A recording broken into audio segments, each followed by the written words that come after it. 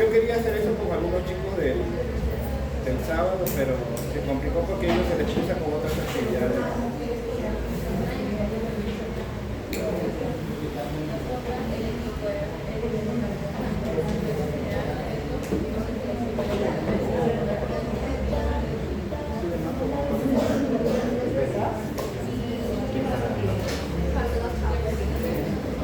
¿Qué televisor?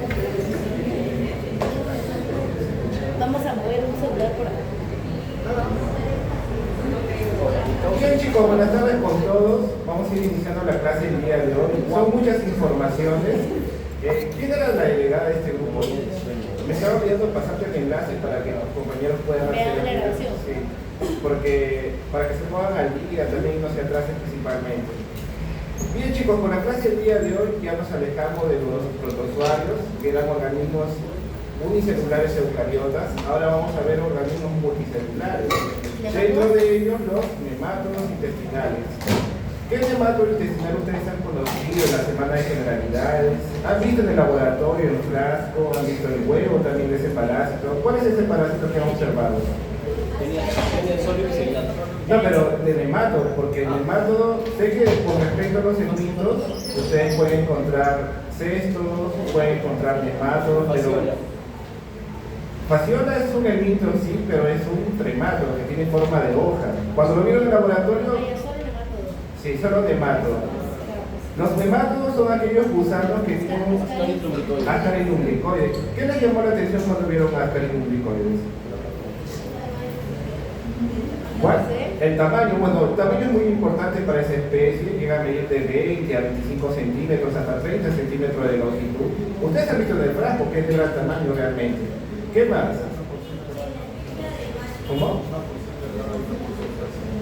Puede darse el caso, aunque Áscaris es un poco más uniforme. Hay otros nemátodos que sí van a presentar una porción más delgada y gruesa. Eso particularmente sucede con Ficuris trichiura, que más adelante van a ver que es causante de prolapso rectal. ¿Qué más le llamó la atención cuando vieron el frasco de Áscaris? ¿Qué aspecto tenía? ¿A qué les recordaba? A un fideo. A un fideo, ¿no?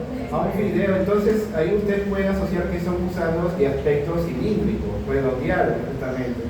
No de que su cuerpo es redondeado, sino cuando hacen un corte se van a verificar que puede justamente presentar esa configuración redondeada. ¿Y tiene dismorfia sexual? En lo que es el dimorfismo sexual, su compañera aquí coloca una característica importante de que ellos presentan dimorfismo sexual, ¿no? Dimorfismo es dos formas sexuales. Hay un ejemplar hembra y un ejemplar macho. A diferencia de otros helmintos como los cestos o los tremátodos que son hermafroditas. Eso ustedes ya habrán visto que ellos tienen en un único individuo las estructuras reproductivas tanto masculinas como femeninas. Pero en nemátodos esa regla es diferente. Ellos presentan un ejemplar hembra y macho. Con relación a las generalidades que hemos mencionado aquí, características importantes, recordar que ellos son gusanos alargados, de aspecto cilíndrico. No todos los nemátodos van a ser de gran tamaño, como ustedes vieron en Áscaris lumbricoides. Hay algunos nemátodos cuyo tamaño son casi 1 centímetro de longitud, e incluso menor, llegando a los 2 milímetros nada más. Su compañera aquí mencionó lo que es el dimorfismo sexual. Son sexos separados, hay un ejemplar hembra, un ejemplar macho. Cuando vieron el laboratorio, creo que una de sus compañeras se percató de que la hembra, su extremo posterior es rectilíneo, mientras que el macho es curvado. Observando aquí la imagen, ¿cuál de ellos es más grande? La hembra. Eso es importante desde un punto de vista evolutivo porque la hembra, al ser mayor o presentar un mayor tamaño, tiene un mayor espacio para la formación de los huevos. Por ejemplo, así dando un adelanto, Áscaris lumbricoides en un día puede eliminar la hembra. En este caso puede eliminar 200.000 a 250.000 huevos. Imagínense una persona que tiene una mayor cantidad de hembras que han sido fecundadas, podría llegar a eliminar hasta más de 1 millón de huevos por día. Sobre el sistema digestivo, en esta ocasión es un sistema digestivo completo. Hay un orificio de entrada que va a ser la boca. Esta boca generalmente está rodeada por labios, al menos en Áscaris lumbricoides son 3 labios que van a estar rodeando la boca. Esto se va a conectar posteriormente con lo que es el intestino y terminar ya en la porción del ano. Sobre la configuración que ellos van a presentar, ¿qué es lo que sucede? Si ustedes hacen un corte histológico, van a presentar o van a observar que ellos presentan una cubierta externa que es la cutícula. Va a conferir protección y dentro ya del organismo, si del parásito, ustedes van a ver las estructuras tanto digestivas como reproductivas. Y por otro lado, también aquí otro dato importante es que ellos van a presentar fuertes paquetes musculares y que justamente eso va a ayudar un poco a ir en contra del movimiento peristáltico. Sobre su desarrollo, ustedes cuando vieron un protozoario, ¿qué estadios presentaban los protozoarios? ¿Qué, perdón? Cuando observaron estadios. Trofozoito. Ustedes en generalidad vieron en Tamueva coli que había trofozoito, había quiste, en caso de maduro, en caso de pocillos o quistes, pero eso es cuando ustedes veían protozoarios. Ahora cuando van a ver en mitos, en caso particular de los nemátodos, vamos a ver otros estadios, ¿no? Que es huevo, estadios larvarios y los estadios adultos, sea la hembra o el macho.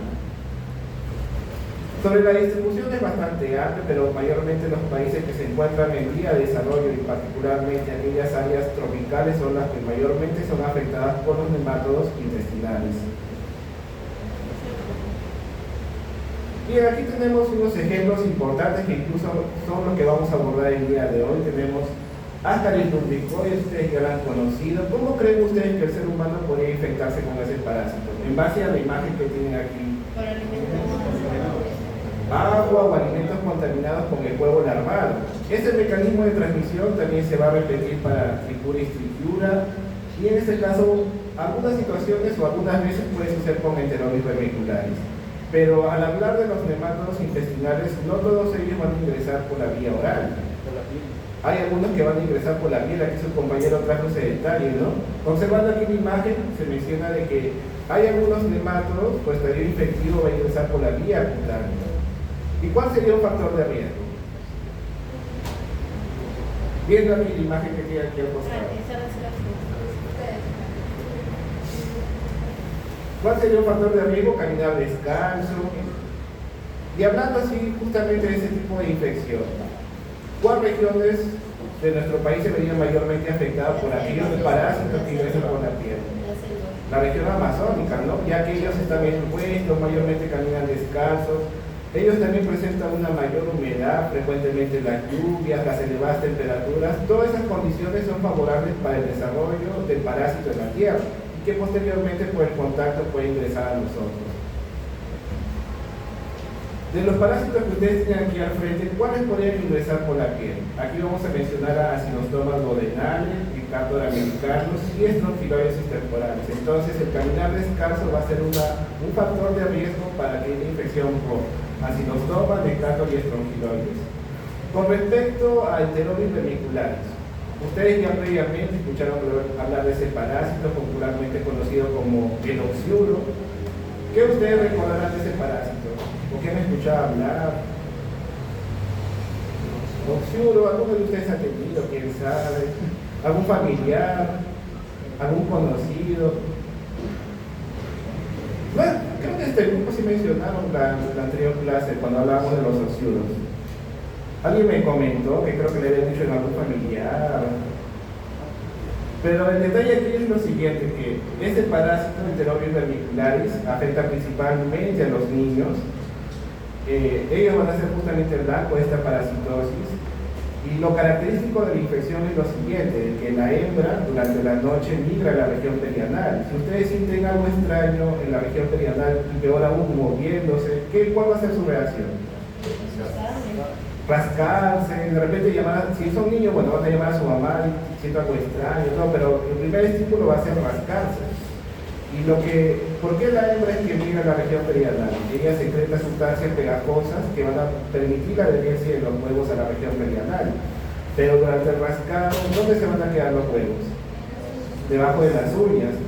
Y ya si el niño no se lava las manos al día siguiente, porque la hembra mayormente sale durante la noche, al día siguiente estos huevos que están debajo de las uñas ya son infectivos para nosotros. Si no se lavan las manos, ¿qué va a suceder? El niño se lleva los dedos a la boca, se está comiendo las uñas, se va a autoinfectar. Y peor aún, si entra en contacto con otros niños que son libres del parásito, puede ocurrir una transmisión de persona a persona. Entonces, habiendo mencionado eso, ¿cuál sería el mecanismo de transmisión involucrado con enterovirus vermiculares principalmente? De los que tienen aquí al frente. ¿Cuál sería el mecanismo involucrado? Las manos sucias, ¿no? Entonces ya va a depender de los hábitos de higiene del individuo afectado con el parásito. Aparte de ello, es bueno mencionar un término importante a lo largo del curso, así llamando la atención el día de hoy justamente, que es el término geohelminto. ¿Qué significa el prefijo geo? Tierra. Entonces, ustedes recordarán de que había algunos nemátodos cuyo estadio infectivo iba a estar presente en la tierra. ¿Cuáles eran esos nemátodos? ¿Se acuerdan? Puede estar en la tierra así, pero que va a ingresar, o sea, por el contacto con la tierra va a ingresar en nosotros. ¿Cuáles eran? ¿Se acuerdan? Hace poco lo hemos mencionado, ¿no?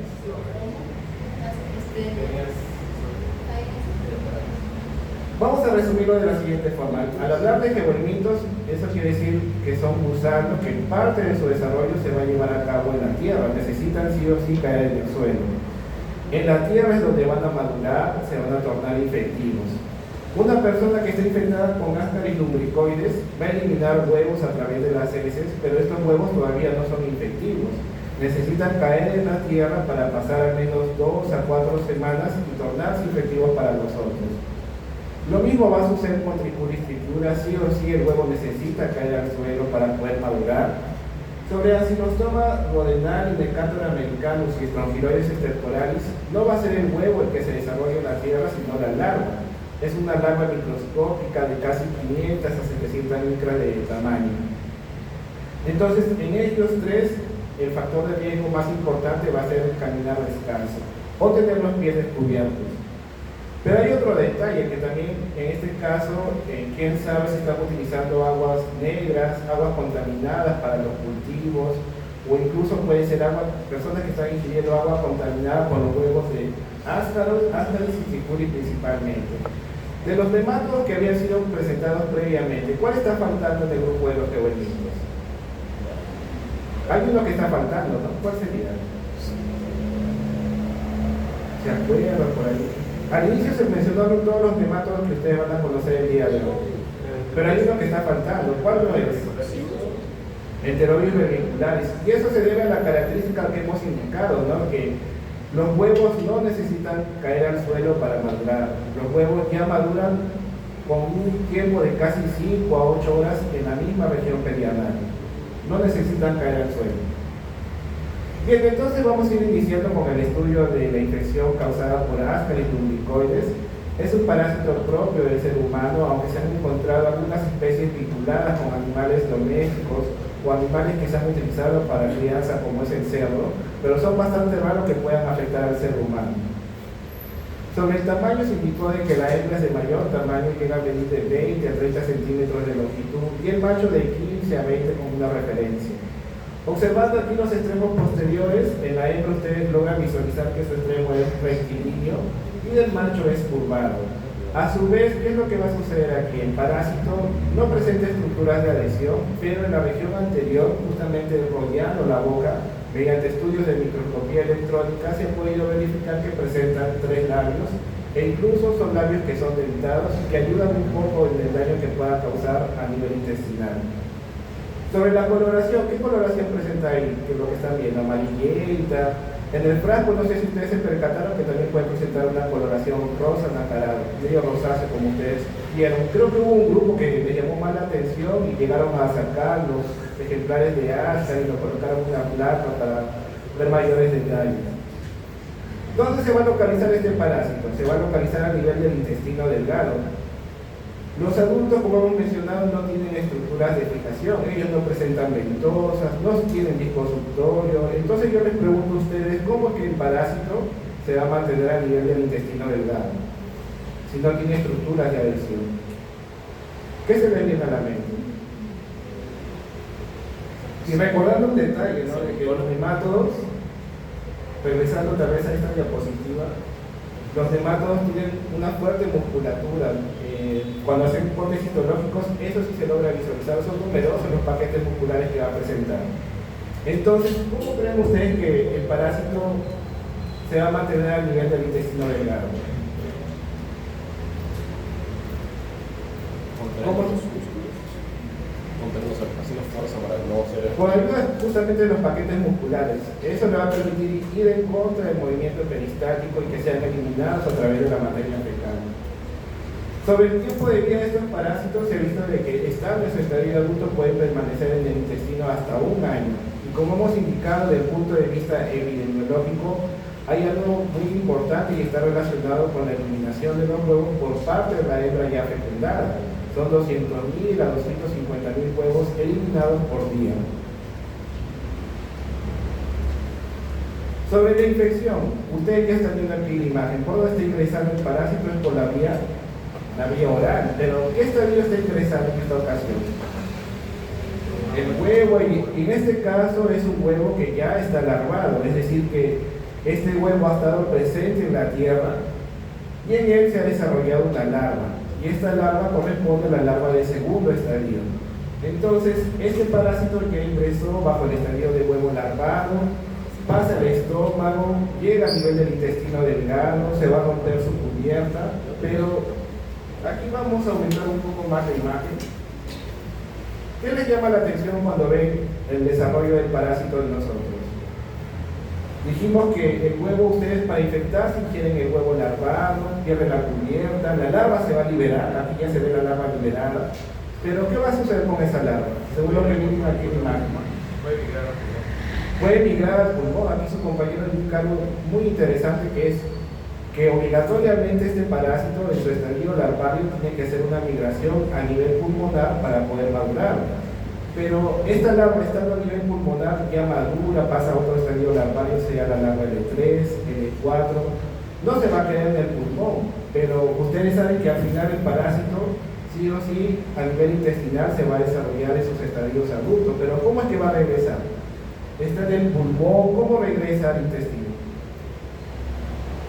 Ustedes ingirieron huevo larvario. Este huevo pasó por el estómago, por acción de los jugos gástricos, se rompió la cubierta, la larva se liberó y la larva posteriormente llegó al pulmón. Ahí ha madurado, pero no se va a quedar en el pulmón. Necesita llegar al intestino. La tráquea sube por acá hasta... Sube el arco respiratorio muy bien y después va a ser deglutida para poder posteriormente llegar al intestino y ahí transformarse en los estadios adultos, sea la hembra o el macho. Otro detalle, tal vez utilizando aquí la imagen, ya hemos mencionado que esta larva, ustedes ingieren el huevo larvado, la larva se va a liberar, va a evolucionar del huevo, pero ¿cómo es que llega al pulmón? ¿Qué creen ustedes que le puede ayudar a llegar al pulmón? Una idea tal vez que se le venga a la mente. Está en el intestino. Llegó ahí el huevo, la larva eclosionó, rompió la cubierta, se liberó la larva. Ustedes ya saben que esa larva sí o sí tiene que pasar por el pulmón para madurar, pero ¿cómo es que llegó al pulmón? Una idea tal vez, una sugerencia. Está en el intestino, entonces tiene que atravesar la mucosa. Después, ¿qué le podría permitir su llegada al pulmón? Las fases de la sangre y de ahí le sale el líquido hacia el pulmón. Su compañera aquí trae una información importante que es: la larva va a penetrar en el intestino, necesita sí o sí alcanzar capilares, en este caso justamente tiene que llegar a los vasos sanguíneos y mediante la vena porta va a pasar por el hígado, después va a llegar al corazón, a nivel del corazón derecho, y estando cerca del pulmón va a romper otros capilares que van a permitir su llegada a nivel de los alveolos. En los alveolos es que justamente la larva va a madurar.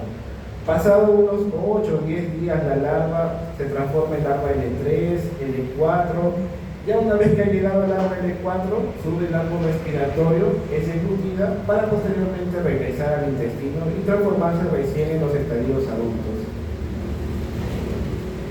Lo otro aquí no se olviden, miren, aquí la imagen también nos está ayudando un poco de que esta persona que está infectada ya tiene a los estadios adultos en el intestino delgado, ocurrió la reproducción, la hembra ha sido fecundada, La hembra va a empezar a eliminar estos huevos, pero estos huevos, ¿dónde necesitan caer para poder madurar? En la tierra, cerca de cultivos, quién sabe, de colecciones acuáticas. Ahí en la tierra es donde el huevo se va a tornar efectivo pasado al menos de 2 a 4 semanas, como una referencia para ustedes.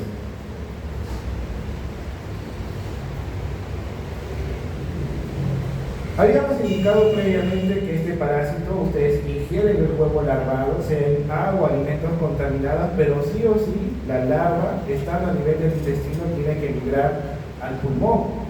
Ya hemos indicado que va a ser por la vía sanguínea, vía de la porta, pero posteriormente llega al corazón derecho y posteriormente va atravesando capilares hasta alojarse a nivel de los alveolos.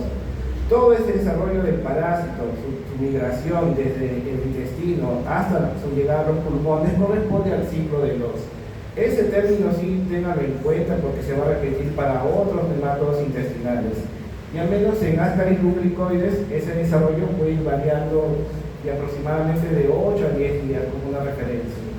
Pero al final, esta larva, una vez que ya alcanzó su madurez, sube el árbol respiratorio, va a ser deglutida y regresa ahora al intestino para poder transformarse en los estadios adultos. Todo ese tiempo que se ha tomado desde la ingesta del huevo larvado en alimentos contaminados hasta su transformación en estadio adultos y la posterior eliminación de los huevos, demora aproximadamente 2 meses. Bien, sobre el daño, ¿qué es lo que va a suceder aquí? Nosotros debemos recordar que el parásito está teniendo un desarrollo a nivel pulmonar. ¿Ustedes creen que esta larva va a estar quieta? ¿Qué va a estar haciendo? Va a estar en movimiento, va a estar migrando, va a dejar puntos hemorrágicos. Eso puede causar pérdida de sangre, pero las manifestaciones van a ser dependientes de la cantidad de larvas que están migrando a nivel pulmonar. Puede ocurrir la ruptura de capilares, como se menciona aquí, dejar puntos hemorrágicos y claramente una reacción por la respuesta inmunológica, que se va a desencadenar una respuesta de tipo inflamatorio. En esta ocasión vamos a resaltar de que las manifestaciones a nivel pulmonar, sea una tos, expectoración, a veces expectoración con sangre, va a ser dependiente de la cantidad de larvas que están migrando a nivel pulmonar.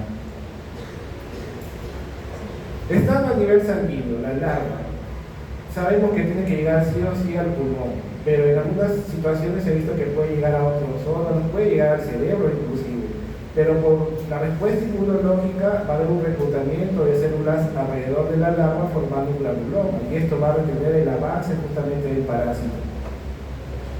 Los adultos, en este caso, ellos están ejerciendo una presión bastante fuerte a nivel intestinal para poderse mantener asegurados debido a su fuerte musculatura. Esto desencadena un daño del tipo irritativo y a su vez también el parásito va a ir secretando algunas moléculas, proteínas, productos de excreción y secreción que generan irritación a nivel intestinal.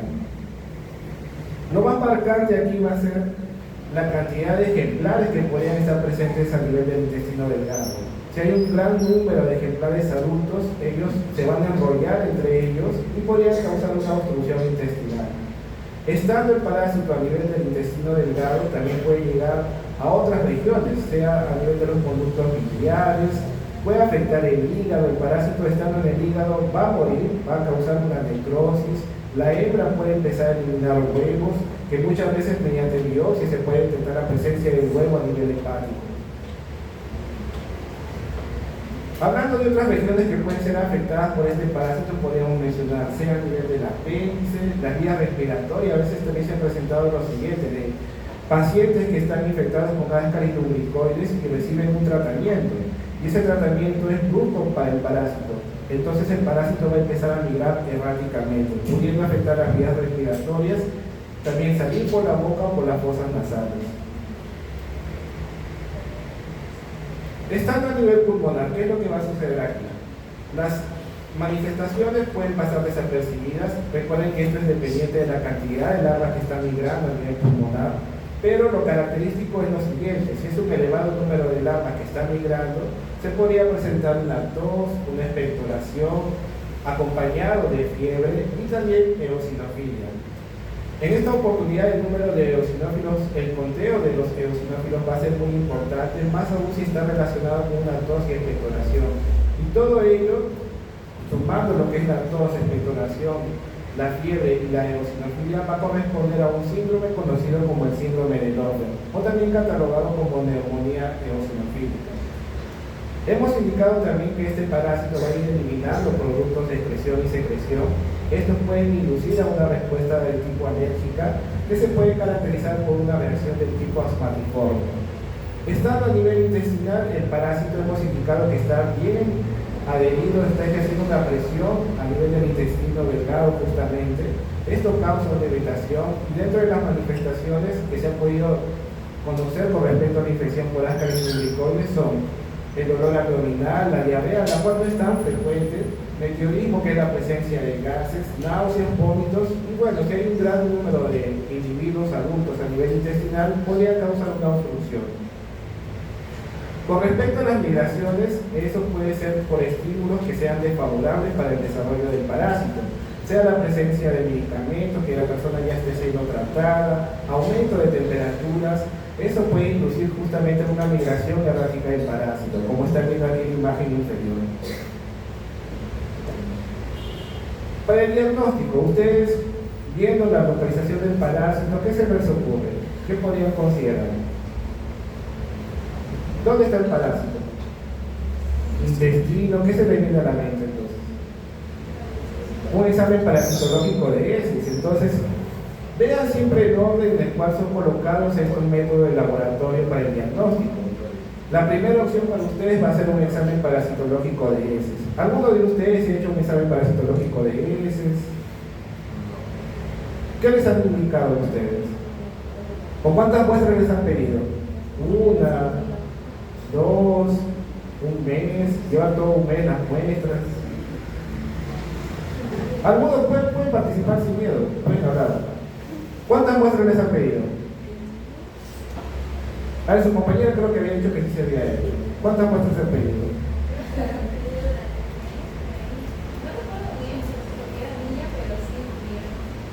Bueno, para que hagas tus controles. Entiendo. Pero ¿te acuerdas así la cantidad de muestras de ese que te pedían para llevar al laboratorio? Una muestra no es suficiente, entonces ustedes, al menos en los laboratorios, he establecido que se pidan 3 muestras. 3 muestras en 3 días seguidos. Y tal vez para aumentar la sensibilidad de encontrar el parásito, esto puede variarse a interdiario. Pero lo usual sí es solicitar 3 muestras en 3 días seguidos. Eso aumenta la posibilidad de justamente encontrar los huevos de Ascaris. Ustedes cuando vieron el huevo de Ascaris lumbricoide, ¿cómo lo pueden identificar fácilmente? ¿Qué es lo que les llamó la atención? ¿Cómo lo reconocen? Tiene varios circulitos concéntricos. Tiene capas, tiene 3 capas ahí que son importantes, pero como están viendo aquí en la imagen, la capa más externa va a ser la más importante. ¿Qué aspecto tiene la capa más externa? Es rugoso, con unas protuberancias, ¿no? Incluso en la literatura le dicen como una cubierta mamelonada. A veces esa cubierta se puede perder, pero ya más adelante ustedes van a saber cómo identificar a todos los tipos de huevo de Ascaris lumbricoide. A su vez, también por parte de la Organización Mundial de la Salud han desarrollado un método conocido como el método de Cato-Cax. Eso es importante para el estudio de los geoimitos, independiente si es Ascaris, también puede ser abordado para tricuris o en el caso de los anquilostrominos. Entonces, cuando hablamos del Cato-Cax, ese método puede ser cualitativo. Al decir que es cualitativo, nos puede indicar si el paciente es positivo o negativo para la infección de Ascaris lumbricoide. Pero a su vez, ese método puede ser cuantitativo. Entonces, en esta ocasión, ustedes van a hacer un recuento de los huevos presentes en un gramo de heces del paciente. Y con esa cantidad de valor que ustedes han obtenido, pueden hacer una estimación y determinar cuántos adultos aproximadamente están presentes a nivel del intestino. Y quién sabe, podría causar, ¿no?, una obstrucción en el individuo. Nosotros hemos indicado que la hembra fecundada es la que va a eliminar los huevos, entonces a veces se va a complicar si a nivel del intestino solo hay machos, no va a haber eliminación de los huevos. Únicamente las imágenes serían una ayuda para poder determinar que hay algo extraño a nivel intestinal, sea por una ecografía, por ejemplo, o algo un poco más invasivo como una endoscopía. En algunas situaciones se ha podido ver de que hay eliminación espontánea de los parásitos adultos, pero esto realmente no es tan frecuente cuando hablamos de ácaros lumbricoides. Y hay algo que estaba olvidando y estaba dejando pasar por alto, es que ustedes sí deben complementar este análisis de laboratorio. Quien sabe, de repente no encuentra los huevos, sea porque solo hay machos de parásito, entonces debe ser acompañado con lo que es el conteo de los eosinófilos. En las infecciones causadas por ermitos es significativo el aumento de los eosinófilos. En la parte epidemiológica hay algunas características muy relevantes. Dentro de ella, la gran cantidad de huevos que va a eliminar la hembra por día. Habíamos mencionado que son 200.000 a 250.000 huevos por día. Otro detalle es la viabilidad que presenta el huevo. Este huevo puede permanecer en el medio ambiente hasta casi un año.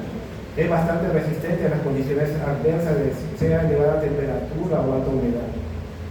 Asimismo, los malos hábitos de higiene también aumentan la chance de poder adquirir la infección de esta parasitosis, que se defeque al aire libre. Esto es bastante arriesgado, ¿no? Cerca de los cultivos, de colecciones acuáticas, en ellas puede mantenerse el huevo y madurar hasta tornarse infectivo para nosotros. Y claramente el mal saneamiento básico. Ustedes, no sé si han viajado al interior de nuestro país, las personas tienen sus silos o a veces defecan al aire libre. Llegan las lluvias dispersan estos huevos en diversas regiones que podrían ser justamente alcanzadas por los huevos del parásito. Con respecto al albendazol, en esta oportunidad el albendazol, ¿qué efecto va a tener en el parásito? Se ha visto que es un inhibidor en el uso de la glucosa. Si el parásito no tiene glucosa, ¿qué va a suceder? Se va a morir, no va a ocurrir un agotamiento energético, hasta posteriormente ser expulsado de forma espontánea. Pero esto no es rápido después de ya utilizar el medicamento.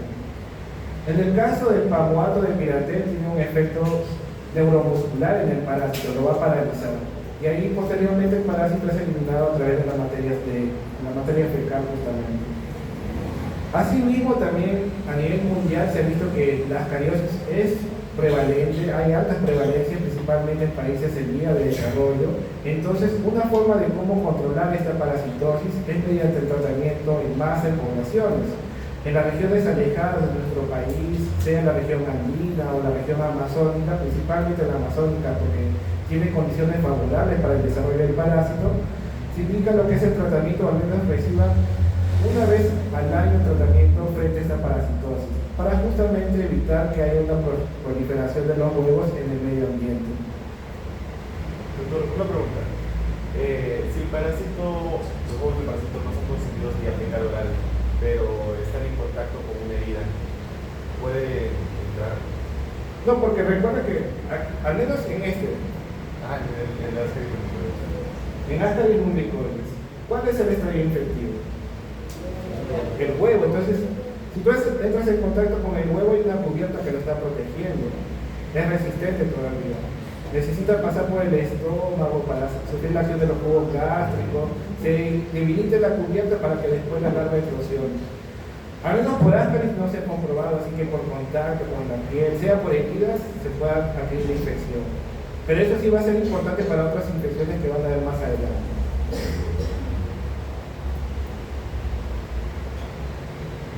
Bien, ahora pasamos a otra infección parasitaria que es la quilostomiosis, o también catalogada en otros libros como onciliariosis. Esta infección parasitaria es causada por dos nemátodos, Ancylostoma duodenali, Decatur americanus. ¿Dónde van a estar presentes estos parásitos? Van a estar localizados a nivel del intestino delgado, de preferencia a nivel del duodeno, a nivel del yeyuno. Lo más llamativo aquí va a ser de que ambos parásitos en el extremo anterior van a presentar una cavidad conocida como la cápsula bucal.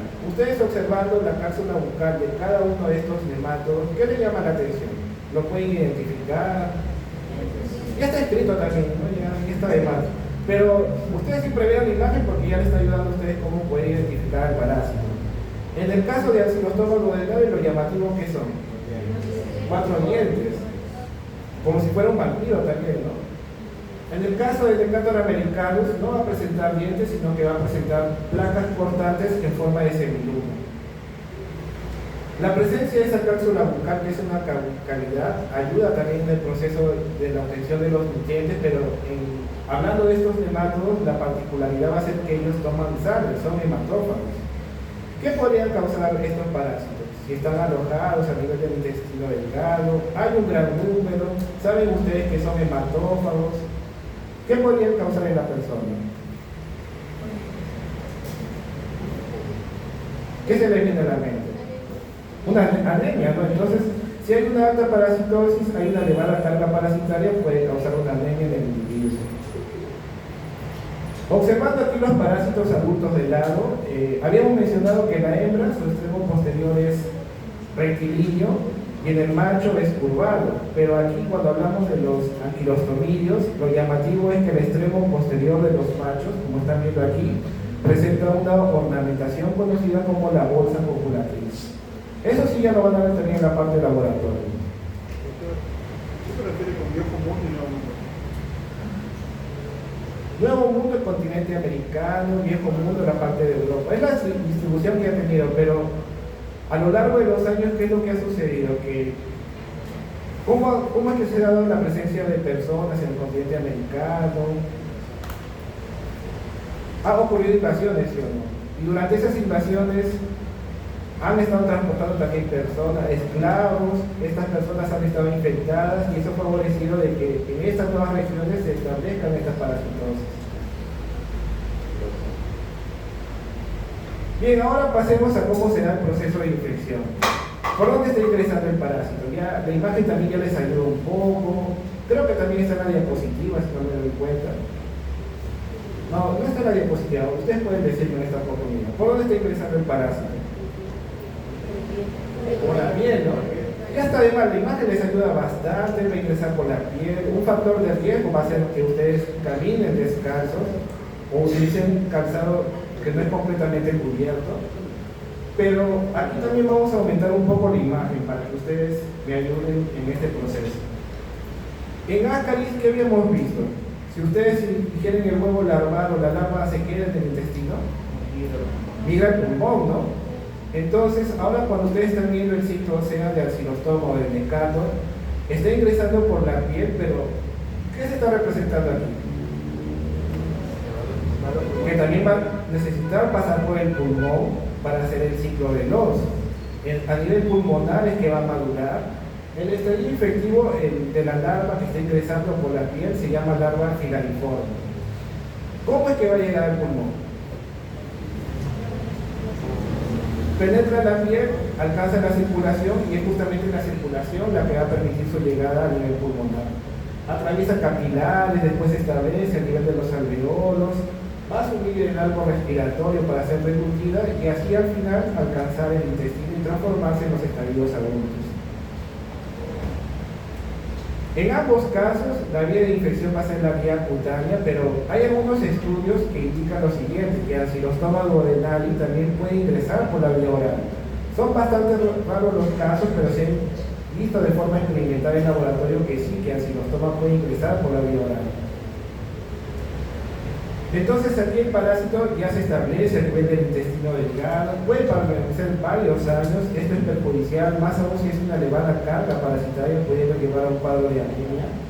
El estadio diagnóstico, cuando hablamos de estadio diagnóstico es aquel estadio del parásito que se puede encontrar en la materia de heces. Entonces, en esta oportunidad, el estadio diagnóstico va a ser el huevo. Se denomina como huevo de anquilostomía. Pero, ¿dónde necesita caer el huevo para continuar su desarrollo? ¿Este huevo ya es infectivo para nosotros o todavía no? Necesita caer en el suelo, recuerden el término geoelminto. Acylostoma y Necator americano, ambos son geoelmintos. El huevo cae de la tierra para poder madurar. Se libera una larva, que es la larva L1, de tipo raquetiforme, hasta alcanzar el estadio infectivo, que es la larva raquetiforme. Sé que son nombres complejos, pero poco a poco ustedes vayan revisando, pero tengan en cuenta que hay un estadio infectivo que en esta oportunidad no es el huevo, sino la larva filariforme. Con respecto al desarrollo desde el contacto con la larva hasta ya la eliminación de los huevos, eso vendría a ser el periodo prepatente. Entonces, Para ello pasan aproximadamente de 6 a 8 semanas. Pero en algunos casos esto puede presentar una mayor duración, y esto al menos ha sucedido justamente con ancilostoma duodenale, que se puede quedar enquistado a nivel muscular, pasar por una fase de dormencia y después reactivarse. Y eso prolonga justamente el periodo prepatente, pudiendo durar varios meses. Sobre el daño, ¿ustedes qué podrían deducir de ello? Sabemos que el parásito está ingresando por la piel, entonces van a haber heridas, va a haber manifestaciones a nivel de la piel que van a indicar el ingreso del parásito, sea por la formación de eritema, puntos rojizos, edema, se ve un poco ahí por la acumulación de líquido, y también pápulas que podrían estar presentes por donde ha ingresado el parásito. Hemos también indicado que el parásito por dónde está pasando, por el pulmón, entonces está migrando la larva, se está desarrollando, eso puede causar reacciones inflamatorias. Recuerden que si está el parásito presente a nivel pulmonar y hay una gran cantidad de larvas que están migrando, ¿qué podría causar? Dificultad para respirar. Dificultad para respirar, la tos, la expectoración, aumento de eosinófilos, eso también va a ser importante para esta infección parasitaria. Eso es catalogado como el síndrome del ófilo. A nivel intestinal, aquí incluso resaltando un poco más el extremo anterior del ancilostoma duodenale, hemos indicado que presenta una cápsula bucal que le ayuda a la succión de la sangre, presenta 4 pares de dientes, pero el parásito no va a estar quieto, ¿no? ¿Qué podría suceder? Viendo o ustedes observando que tiene 4 pares de dientes. Vamos a suponer que un día se quedó en un punto, al día siguiente quiere cambiar a otra región. ¿Qué es lo que va a dejar a su rastro? Van a haber heridas, ¿sí o no?, a nivel intestinal. Y a partir de esas heridas también puede haber pérdida de sangre. Entonces tengan en cuenta esos detalles. El parásito no va a estar totalmente quieto a nivel intestinal.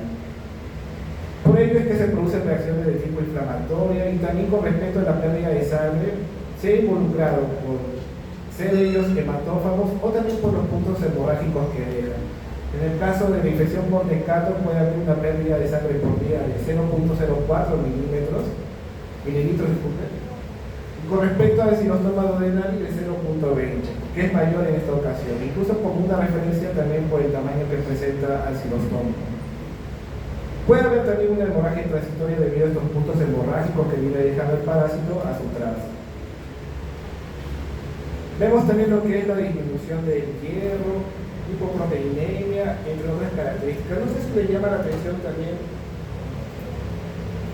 estando aquí a nivel de estas imágenes, ¿qué le llama la atención?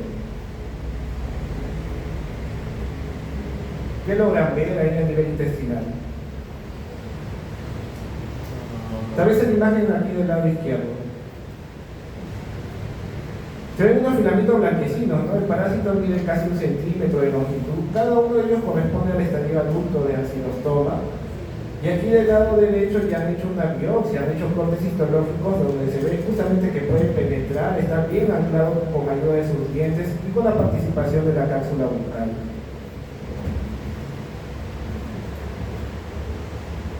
Dentro de las manifestaciones uno vendría a ser la dermatitis de tipo pruriginosa, justamente porque por ahí es donde ha ingresado el parásito.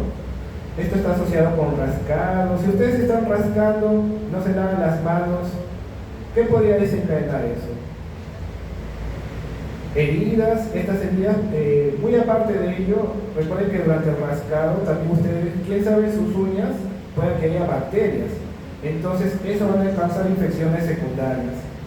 A nivel pulmonar lo que se ha visto es que puede asemejarse a un cuadro gripal, puede pasar incluso desapercibido, pero lo más importante aquí es recordar que aquellos parásitos que realizan el ciclo de los son desencadenantes del síndrome del ófilo, caracterizado por lo que es la tos, la expectoración, a veces acompañado con sangre, lo que es el esputo y también el aumento de los eosinófilos. A nivel intestinal lo que se ve es el dolor claramente en la región, las náuseas y ocasionalmente se ha visto lo que es la diarrea. Pero aquí lo más marcante y en una elevada carga parasitaria va a ser la anemia de tipo microcítica hipocrónica. Ya si es una infección bastante prolongada, esto se va a manifestar con algunas características que va a presentar el individuo, lo que es la debilidad física, la palidez, la disnea y también el cansancio. Y más que todo en los niños, creo que también podría producir un retardo de crecimiento. Aquí en la imagen, ¿qué le llama la atención? Otra vez, aumentando nuevamente. ¿Qué ven alrededor del parásito? Aquí está bien anclado, está enrojecida el área justamente que está afectando. Y del lado derecho ya hay un mayor número de parásitos que incluso han inducido a la formación de úlceras, que conlleva la pérdida de sangre. En la parte del diagnóstico, ¿qué es lo que va a suceder? Ustedes tienen que hacer claramente un examen parasitológico de heces, pero nosotros vamos a tener un problema. Es que el huevo de Ancylostoma y el mercator son parecidos, son prácticamente idénticos. Hay algunos investigadores que indican que pueden diferenciarlo por el número de blastómeros que presenta el huevo, pero esto es bastante superficial, bastante subjetivo. Por ello es que cuando se reporta en el laboratorio, se reporta como huevo de anquilostomía, o es mercator o es Ancylostoma. Hay algunas pruebas de laboratorio que pueden ser útiles para poder diferenciarlo, como es el método de Arada-Mori, que se hace un cultivo de la materia de heces y posteriormente se obtienen las larvas filariformes. Ya es un estudio un poco más profundo, pero puede ayudar a distinguir la especie, sea Ancylostoma o Mercator. Con respecto al método de Cato-Cax, también habíamos indicado que es utilizado para geotitos justamente como Ancylostoma o Mercator. Entonces, el conteo de huevos por gramos por heces puede ayudar a estimar cuántos estadios adultos están presentes a nivel del intestino delgado. Es bastante raro encontrar estadios larvarios, pero se han visto uno que otro reporte. Pero en esta ocasión, el estadio diagnóstico, el principal estadio diagnóstico va a ser el huevo del parásito. Y ahora pasamos a otra infección parasitaria que es la estrongiloidiosis. Creo que algunos de ustedes les tocó ese tema para exposición, o creo que es el grupo de los jueves. Bien, estamos frente al parásito conocido como Strongyloides stercoralis. Se pensaba que era un parásito propio del ser humano, pero también se ha detectado incluso en animales domésticos como el perro y el gato, en animales silvestres, en primates como los monos. Hay algunos estudios que se vienen realizando en los últimos años, que inclusive en Perú viene siendo incluido en ese tipo de estudios. El año pasado llegaron los investigadores de Japón para justamente obtener muestras de Strongyloides stercoralis, tanto del hombre como de animales, para poder determinar los genotipos existentes en nuestra región. Se ha visto que es una infección parasitaria frecuentemente en países en vía de desarrollo, en zonas tropicales. Aquí del lado tenemos la presencia del parásito adulto, pero en el ejemplar hembra, la hembra va a tener una importancia porque es la única que tiene actividad parasitaria. El macho lo vamos a encontrar solo en la vida libre del parásito. Aquí en la parte inferior se menciona de que Strongyloides stercoralis presenta alternancia de generaciones. Eso quiere decir que este nematodo presenta así una fase parasitaria que va a ser justamente la responsable en esta ocasión la hembra partenogénica, pero también puede presentar una fase de desarrollo libre en el medio ambiente, en donde se puede encontrar tanto la hembra como el macho.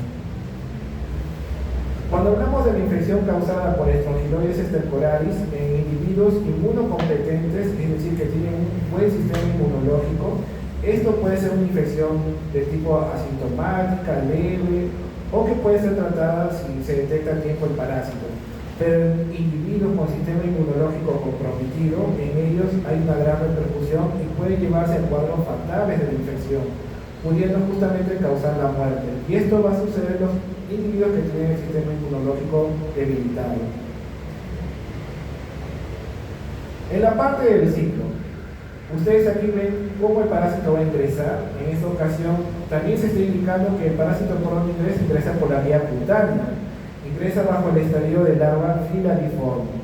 Este parásito, como está viendo aquí en la imagen,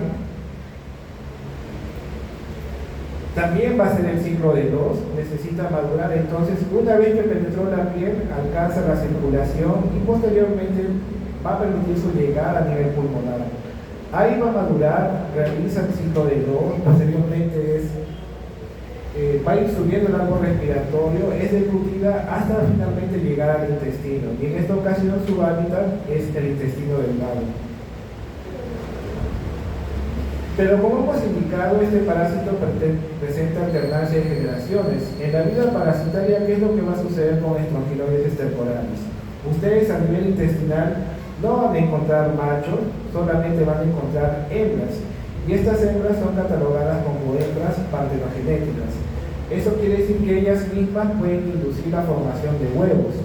Estos huevos presentan una cubierta que es bastante delgada, pero estos huevos ya son larvados. Entonces, al tener una larva dentro del huevo, la larva va a estar en constante movimiento y va a romper la cubierta que lo protege.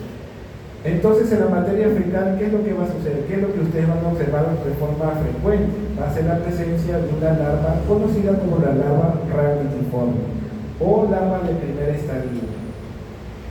Observando aquí la imagen, ustedes no sé si se percatan que hay varias flechas. ¿Qué les están indicando esas flechas?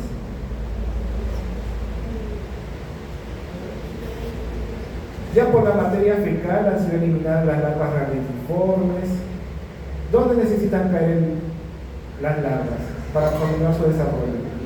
En la tierra. Entonces estamos frente a otro geoegnito, pero ahí hay una flecha azul que es bien importante. No sé si logran ver que a partir de la larva rhamnitiforme que está aquí, hay una flecha roja que nos indica su continuación del desarrollo en el medio ambiente, en la tierra. De larva rhamnitiforme va a pasar a larva filariforme, que es el estadio infectivo, pero aquí se representa que la larva rhamnitiforme puede causar autoinfección. Y en este caso puede ser autoinfección interna o externa. En algunas situaciones la larva rhamnitiforme se puede quedar aún a nivel intestinal y estando en el intestino se va a transformar en larva filariforme. Y es justamente lo que causa la autoinfección interna. Puede aumentar la carga parasitaria. Algunos ejemplos podrían ser de aquellas personas que están estreñidas, no están defecando. Esto favorece la permanencia de la larva aún a nivel intestinal y su maduración hasta larva filariforme. Con respecto a la autoinfección externa, lo que va a suceder es que se puede presentar en personas que no tienen una buena higiene, al momento de defecar no se limpian bien la región anal, pueden quedarse rastros de heces en donde hay presencia de larva rhamnitiforme y en esa misma región perianal transformarse en larva filariforme. Desde lo que es el contacto con la larva filariforme hasta la eliminación de la larva rhamnitiforme en la materia fecal demora aproximadamente un mes. Y con respecto al estadio diagnóstico, como hemos mencionado previamente, lo que ustedes principalmente van a observar en la materia de heces es la larva rhamnitiforme que van a conocer en el laboratorio. Aunque en algunas situaciones se ha visto que puede sí ocurrir la eliminación de los huevos. Bien, tomando como referencia el ingreso del parásito, claramente va a haber lesiones a nivel de la piel, van a producirse algunas erupciones urticariformes con lo que es acompañado de lo que es exudación, el fluido, el rascado. Eso podría también desencadenar infecciones secundarias. A su vez hemos mencionado de que puede ocurrir la autoinfección externa. Entonces, si una persona ha defecado, no tiene buena higiene, quién sabe aquellas personas que se encuentran en situación de calle también, ¿no? Las larvas se han quedado en la región anal y ahí mismo se van a transformar en larvas filariformes que son infectivas. Entonces aprovechan en penetrar nuevamente la piel para poder afectar al individuo. Aquí en la imagen inferior, no sé,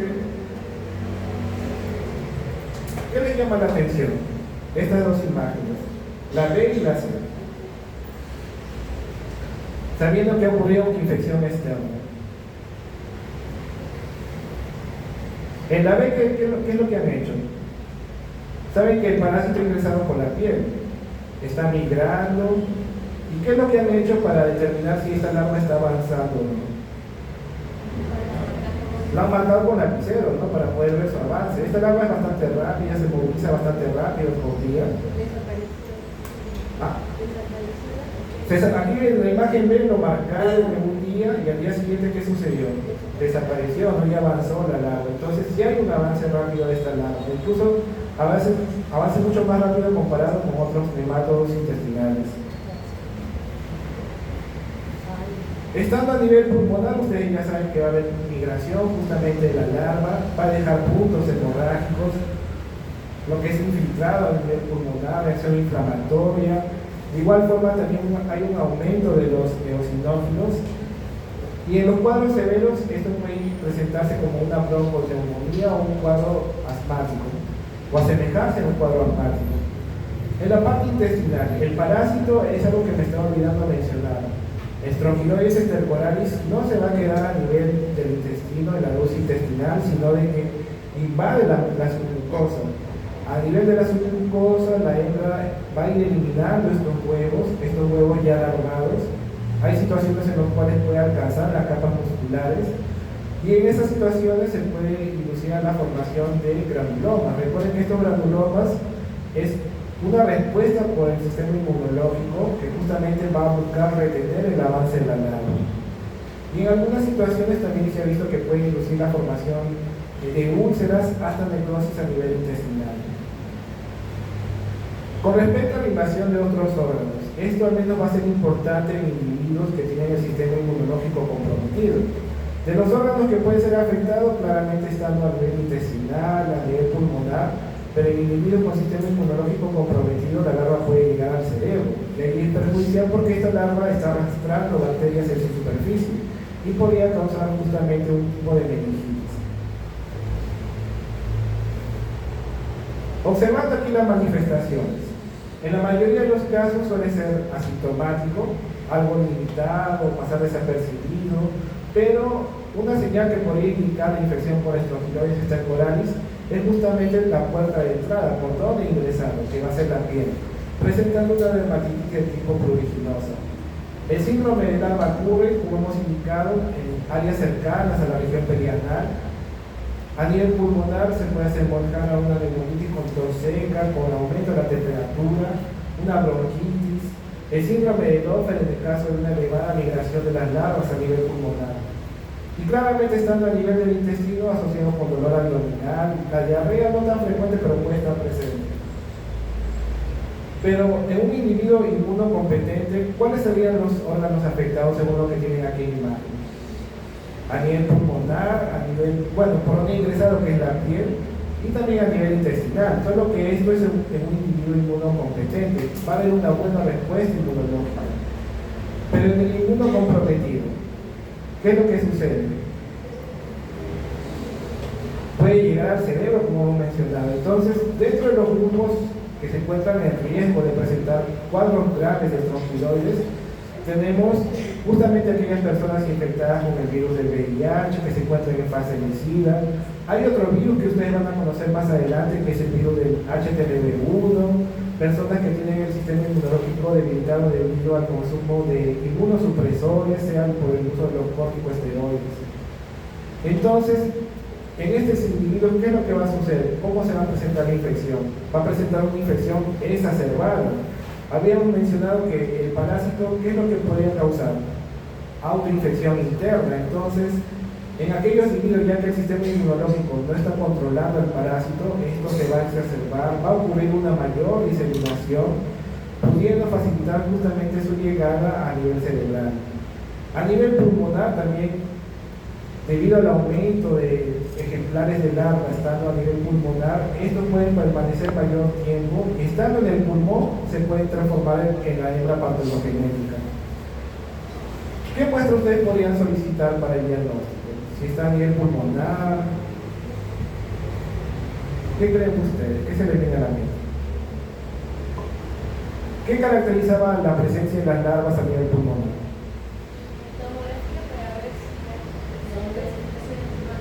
Claro, con las imágenes ustedes van a ver que hay un daño, pero ¿cómo podrían ver la presencia de las larvas? Puede ser una biopsia. Puede ser una biopsia, aunque es tanto invasivo, pero a nivel pulmonar sí se puede solicitar, pero también puede ser algo más fácil de obtener, ¿no? El esputo, en el esputo, ya hay alumnos que están un poco más avanzados que ustedes, los que están en la parte clínica, que indican eso, que los hospitales llegan pacientes justamente con esta condición de presentar el sistema inmunológico comprometido, y en ellos se ha podido evidenciar la presencia de las larvas raquitiformes de Strongyloides stercoralis e incluso también de la hembra partogenética. Eso quiere decir que hay una proliferación descontrolada del parásito. Estando a nivel pulmonar, esto puede presentar una bronquitis, la disnea que su compañera había mencionado hace poco. La hemoptisis, ¿qué es hemoptisis?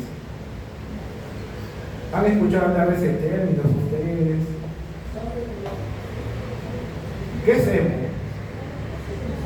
Sangre. Entonces, hay esputo que está siendo acompañado de sangre. Y claramente lo que es una intensa expectoración. Estando a nivel intestinal, ¿dónde se localizaba el parásito? ¿Dónde estaba presente? Intestino delgado, pero aquí ¿qué mencionan? En un paciente inmunocomprometido, ¿qué es lo que sucede? Aumenta su distribución, pudiendo llegar al intestino grueso y también al estómago. A su vez también se indica que estos pacientes van a presentar una diarrea persistente. Esto puede un poco ayudar a poder encontrar el parásito y controlar la infección, pero si esto no es controlado, se causa lo que es el síndrome de hiperinfección. Recuerden que es una proliferación del parásito totalmente descontrolado, ya que no hay una respuesta que va a favorecer a poder mantener la infección parasitaria. Entonces puede afectar diversos órganos, dentro de ellos a nivel cerebral. La larva está en el intestino. Hemos indicado que el parásito puede llegar al cerebro, puede causar una meningitis. Estando a nivel intestinal y el parásito está avanzando, ¿qué podría estar llevando de su superficie? ¿Qué creen ustedes? Está en el intestino, alcanzó circulación, llegó al cerebro. ¿Qué puede estar llevando en su superficie? Resto de las heces, ahí hay bacterias que justamente van a ser la desencadenante de estos cuadros graves a nivel cerebral.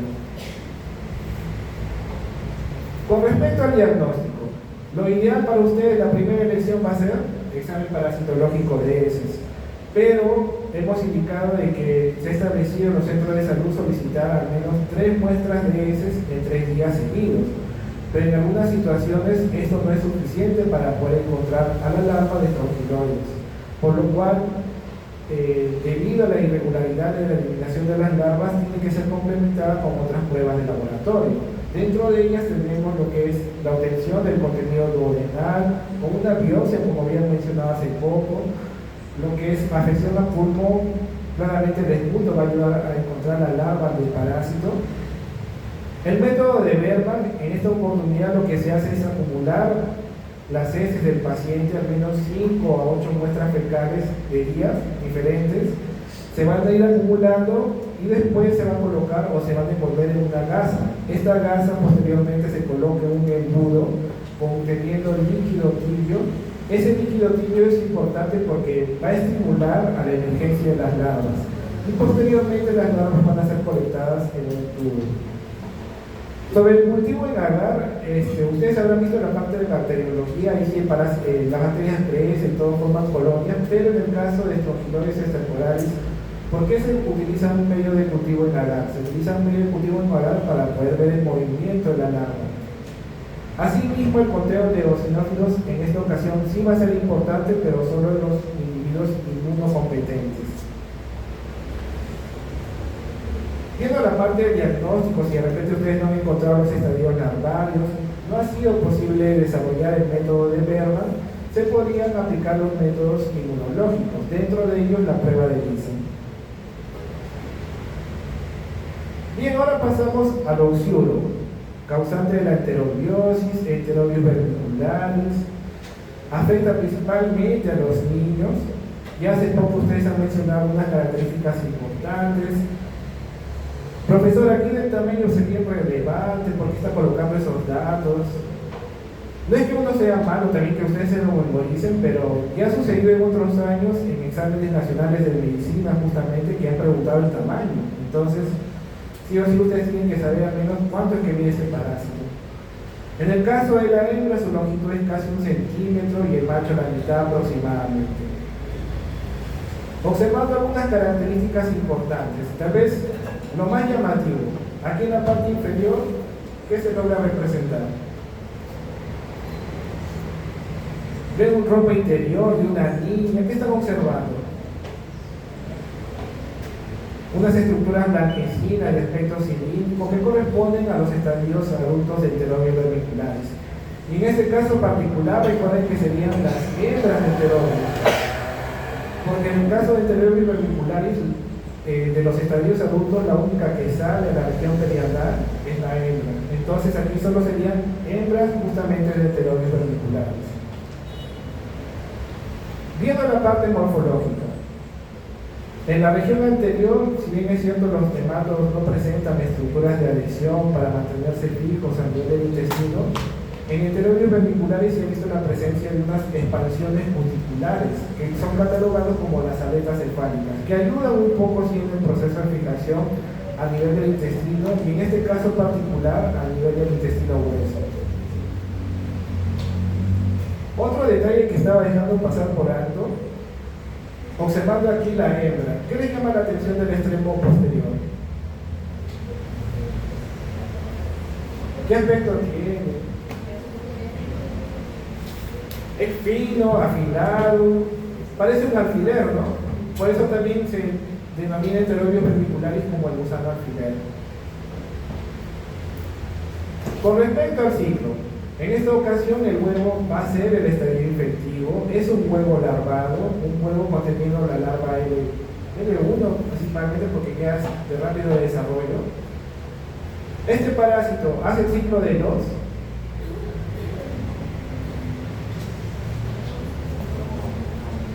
¿Hayan representado algo?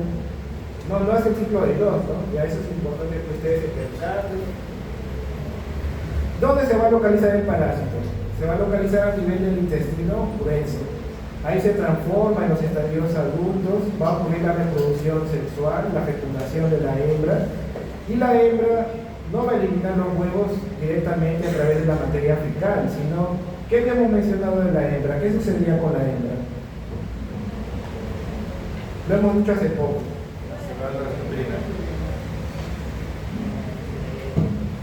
Ella sale de la región perianal durante la noche principalmente. Se ve que hay la musculatura está más debilitada en la noche, no hay menos movimiento muscular durante la noche, entonces eso favorece justamente la salida de la hembra. Hay mayor relajación muscular. Entonces la hembra durante la noche sale para poder depositar los huevos en la región perianal. La hembra secreta una sustancia pegajosa que mantiene los huevos adheridos por casi 10 horas. Pero de esas 10 horas, al menos 5 a 8 horas es suficiente para que los huevos se tornen infectivos.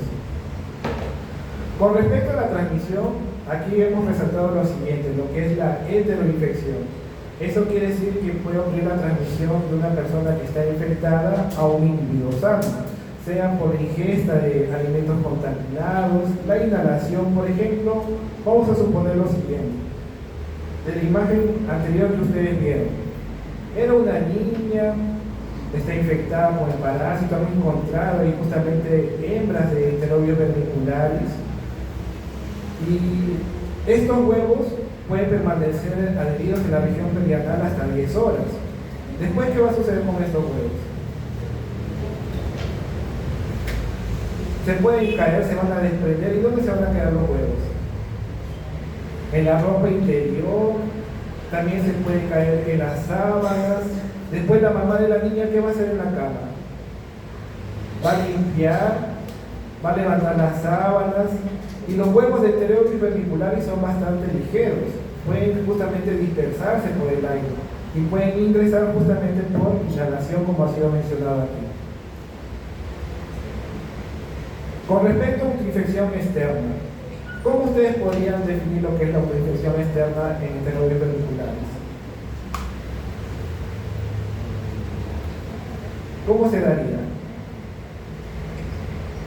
Ya les está ayudando en la pista también, ¿no? Claro. Hace poco les había mencionado cómo es que se podría presentar esta autoinfección. Pero ¿qué acciones tendría que hacer el niño principalmente para que se presente la autoinfección externa?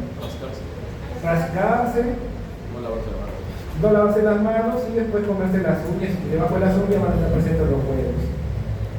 Hay autoinfección interna y algunos investigadores que han podido determinar que se puede desarrollar, pero esto es bastante raro, principalmente si es que la hembra no logra salir por la región perianal.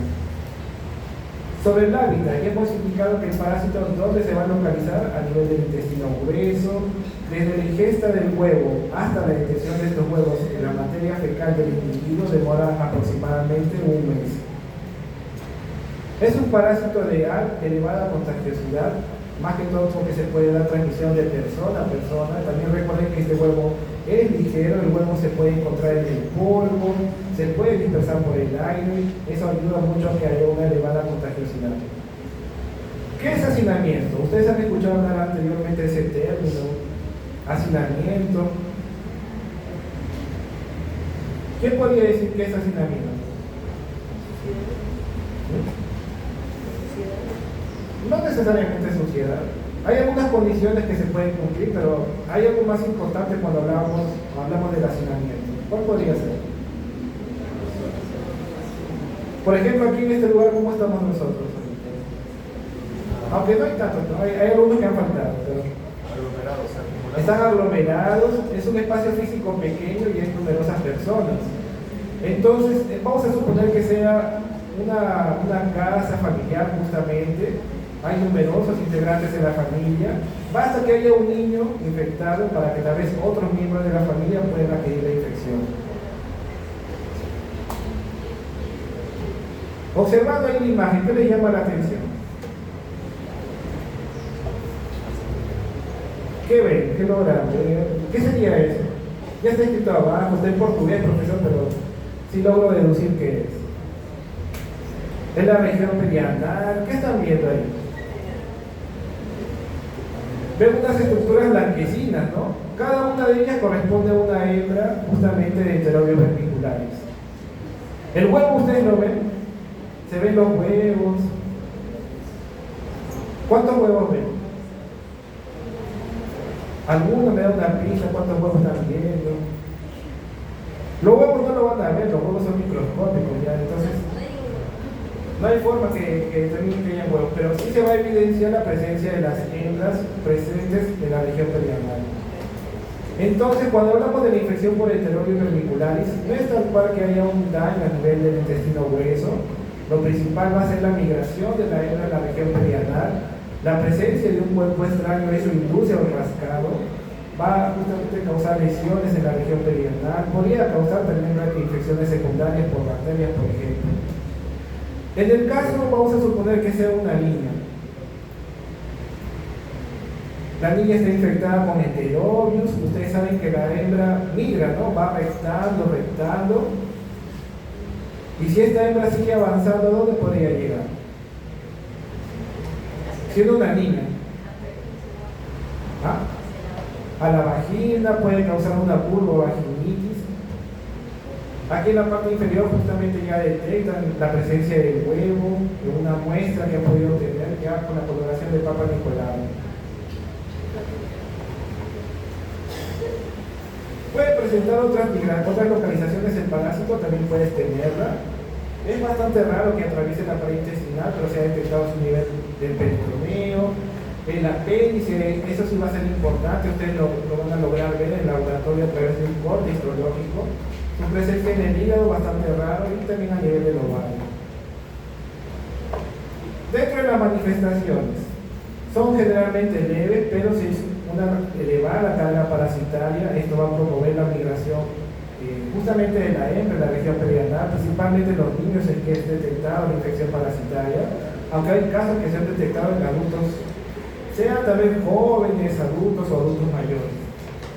Entonces el impulso de sentir algo extraño en la región perianal, hay presencia de prurito, va a motivar al rascado, va a presentar excoriaciones que podrían desencadenar infecciones secundarias, va a haber una interferencia del sueño, de las actividades en el día a día, principalmente en los niños, alteraciones en el comportamiento, pérdida de peso, también se ha asociado con el chasquido de los dientes. El término enuresis nocturna, ¿ustedes han escuchado hablar? A veces cuando son niños, ¿qué sucede al día siguiente? Están en la noche, su mamá va al día siguiente y encuentra todo mojado, ¿no? En su cama. Entonces son infecciones involuntarias que van vinculadas con infección por enterobios vermiculares. Ya sobre la migración en las niñas principalmente, que puede llegar a nivel de la vagina. Para el diagnóstico, ¿ustedes cómo harían el diagnóstico? ¿Qué se les viene a la mente? ¿Cuántas muestras de heces van a pedir? ¿Va a ser útil la muestra de heces? Sabiendo que los huevos están adheridos en la región perianal, ¿va a ser bueno que ustedes pidan muestra de heces? No, porque estos huevos en algún momento se van a desprender. Se pueden encontrar huevos, pero la sensibilidad es bastante baja, entonces puede pasar desapercibido y no poder hacer el tratamiento oportuno. Por ello es que se ha desarrollado una metodología especializada para el diagnóstico de enteroides vermicularis, que es conocido como el test de Graham. ¿Alguno de ustedes ha escuchado hablar del test de Graham, cinta adhesiva? Pueden comentar en este momento. ¿Qué están viendo aquí en la imagen del lado derecho? ¿Qué les llama la atención? Hay una lámina por objetos, han colocado un pedazo de cinta adhesiva y a su costado han colocado una estructura verde, ¿no? Que es de plástico. ¿Qué van a hacer con eso?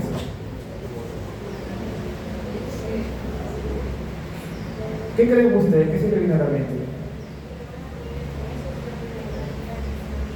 Van a permitir el contacto con la región perianal para poder colectar los huevos, ¿no? Pero yo les pregunto si ustedes directamente van a colocar la lámina por objetos en la región perianal. No le puede causar alguna lesión en el paciente. Entonces por eso tienen aquí una estructura verde de plástico que le llaman capuchón, que es eso lo que va a traer en contacto con la región perianal. Entonces ustedes ven la cinta adhesiva extendida, la lámina por objeto. Esta cinta va a rodear a esa estructura verde y es la estructura verde lo que va a entrar en contacto con la región perianal para la colecta de los huevos. Unas recomendaciones que se hacen, ¿no? ¿Qué recomendaciones ustedes podrían dar para que se haga la colecta de los huevos? Dentro de ellas sería de que no se haga la higiene, no se tome baño, porque si se toma baño los huevos se van a desprender, entonces no se va a colectar nada, no tendría sentido. Y también que lo hagan antes de defecar, porque las muestras a veces pueden arrastrar los huevos y ya no va a ser posible colectar justamente ese estadio de diagnóstico. Como hemos indicado, hacer un examen parasitológico de heces no es usual para la infección por enteroides vermicularis porque la sensibilidad es menor. Se podrían encontrar huevos, pero el porcentaje es bastante bajo. Este parásito puede presentar otras localizaciones. Justamente habíamos indicado de que puede estar presente a nivel del apéndice. Está arrastrando bacterias también, ¿no? Llega al apéndice, ¿qué podría causar? Una apendicitis. ¿Cuál es lo que se hace en una apendicitis? Lo tienen que retirar, ¿sí o no? Pero posterior a la extracción del apéndice, lo llevan ahí a la unidad de patología, tienen que saber quién ha sido el causante de esa apendicitis. ¿Qué han hecho aquí en la parte inferior? Han hecho un corte histológico justamente del apéndice dañado y en ello han visto estructuras cilíndricas. Recuerden que los nematodos son cilíndricos, se ve un corte histológico. Aquí hay un individuo, aquí hay otro. Pero lo llamativo para poder reconocer a enteroides vermicularis es ver las regiones laterales del parásito. Se ven como unas crestas triangulares. No sé si se logra apreciar del todo, voy a aumentarlo aquí. Se ven como unas espinas, unas crestas triangulares que están representadas de lado a lado del parásito. En cada uno de ellos siempre va a estar presente y eso justamente ayuda en la identificación en caso de que esté causando una apendicitis. Bien chicos, pasamos al último nemátodo. ¿Qué hora es? 4:03. Tanta información a veces pierdo la noción del tiempo. Bien, pasamos al último nemátodo que es Trichuris trichiura, que es causante de la tricocefalosis. Este nemátodo, la hembra llega a medir de 3 a 5 centímetros, el macho la mitad aproximadamente. Observando aquí de lado, ¿ustedes qué les llama la atención?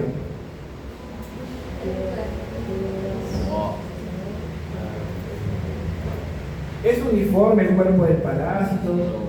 No. Hay una región más delgada, como un flagelo, pero no es un flagelo, parece un flagelo. E incluso esa información que tú has colocado es importante porque este gusano también es conocido como el gusano látigo. Justamente ese extremo más delgado se asemeja a un látigo. Pero como mayor detalle, esa región más delgada va a ser la región anterior. llega a atravesar o profundizarse en la submucosa del intestino grueso. Y el extremo más grueso, más robusto, es el extremo posterior. Hay otros detalles que se podrían determinar mediante observación en microscopio y principalmente en microscopio electrónico, y es que el parásito de la región anterior, que es diminuta, ahí presenta una lanceta, que es una lanceta retráctil que ayuda en el proceso de invasión de la submucosa. Sobre el huevo, ¿qué les llama la atención aquí? Es rápido la identificación, tiene el aspecto de un barril, tiene unos tapones polares en los extremos. Sobre la infección en esta oportunidad va a ser mediante la ingesta de agua o alimentos contaminados con el huevo larvado. Este huevo larvado va a ser ingerido, pasa al estómago. ¿El parásito hace el ciclo de los? ¿Qué se está representando aquí? Ya son los nematodos que no hacen ciclo de los, ¿no? Al final, ¿dónde tiene que llegar el parásito? A nivel del intestino grueso. Ahí es donde se transforma en estadios adultos. El individuo infectado va a empezar a eliminar los huevos, solo que estos huevos todavía no son infectivos. Necesitan caer en el suelo para poder madurar y transformarse en el huevo conteniendo la larva del huevo. Por lo cual es un geoemito, no se olviden ese término. ¿Quiénes son geoemitos? ¿Quiénes necesitan caer a la tierra para poder madurar? Sobre el daño que podría desencadenar en el ser humano, ¿qué tenemos aquí? La mayoría de las infecciones pueden ser leves, pero ¿qué habíamos mencionado? Que este parásito, la parte más delgada, va a alcanzar la submucosa. Si entra en contacto con vasos sanguíneos, puede aprovechar la toma de sangre para alimentarse, pero no es tal cual un hematófago. Se ha descartado de que sea un hematófago, pero si entra en contacto con la sangre, puede aprovechar para alimentarse. Puede causar justamente un cuadro de anemia, también por las lesiones presentes a nivel intestinal, la presencia de puntos hemorrágicos. Es bastante raro, pero también se ha podido visualizar su presencia a nivel del apéndice. Dentro de la sintomatología, estando a nivel intestinal, ¿qué tenemos aquí? El dolor, un dolor de tipo cólico, asociado a veces con diarrea. En los niños, ustedes están viendo aquí en la imagen inferior, ¿no? Vamos a aumentarlo para que se alarme más todavía. Ya, ¿qué ha sucedido ahí? Es un prolapso rectal. Esto principalmente se presenta en los niños desnutridos, debido a que hay un gran número de parásitos. Ustedes ven unos filamentos blanquecinos, ¿no? Esos filamentos blanquecinos corresponden a los estadios adultos del tipo distintura. Hay un debilitamiento de la musculatura, hay hipotonía. ¿El niño cómo va a estar ahí? Va a estar pujando. ¿Qué va a suceder con el recto? Está pujando, la musculatura está débil, hay hipotonía, se va a esterilizar justamente como están viendo aquí. Y eso es lo que causa el prolapso rectal. Y aparte también hay un aumento del movimiento peristáltico, hay hiperperistaltismo.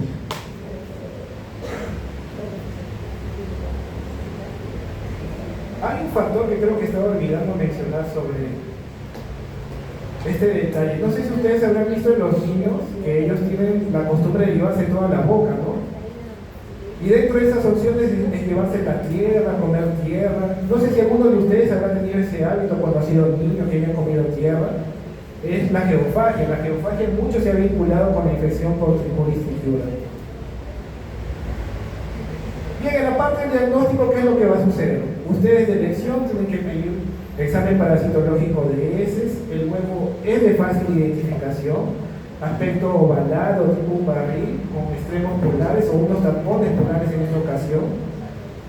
Si en caso de ustedes no encuentren los huevos en la muestra fecal, pueden sí hacer un examen más invasivo, tal vez una endoscopía, para poder determinar la presencia del parásito a nivel intestinal. O en el caso de que ya se esté presentando un prolapso rectal, principalmente en niños desnutridos, ahí se podría observar la presencia de los estadios adultos. ¿Alguna pregunta por el momento? Pueden aprovechar, todo tranquilo, ya se asustaron mucho.